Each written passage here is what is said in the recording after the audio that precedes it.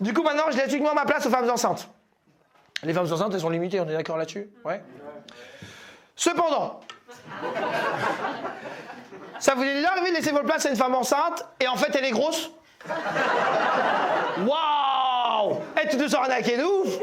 Moi, ça m'est arrivé trop de fois. Franchement, la dernière fois, j'ai dit, excusez-moi, madame, il y a un quiproquo, je reprends ma place. En fait, j'ai mal vu. Vous êtes juste grosse, en fait, donc je vois pas pourquoi.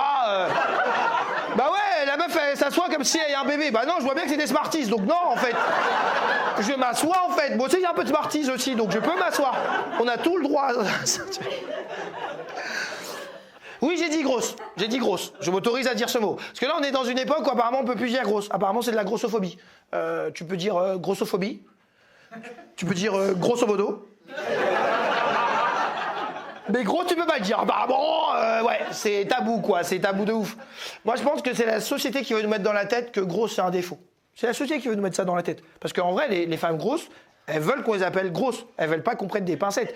C'est juste une morphologie. Grosse, c'est une morphologie. Apparemment, il faut dire femme ronde.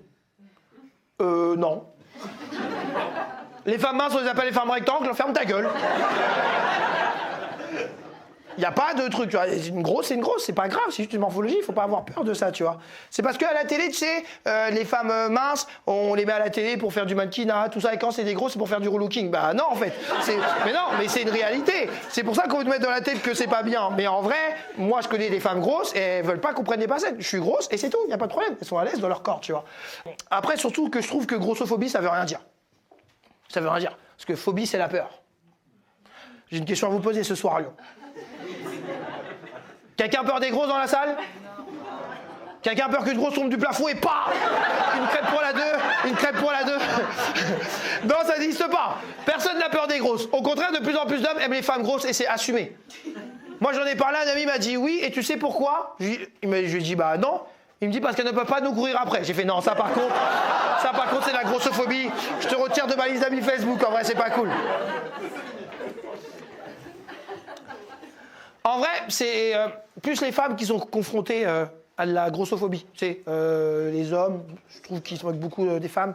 Et en plus, c'est assez triste que là, on est un peu dans une société où la femme doit rentrer dans une case pour prétendre à certains postes, pour être sur les feux des projecteurs, etc.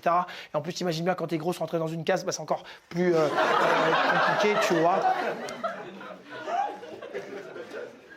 Moi, je pense que c'est le mot grosse qui dérange. Je pense que c'est le mot grosse qui dérange. Donc j'ai pensé à un truc, je me dis que si on remplaçait ce mot grosse qui dérange par velouté, il n'y a plus de polémique, ça passe. Tu sais, tu vas voir quelqu'un qui dit « Oh, je te trouve velouté en ce moment ».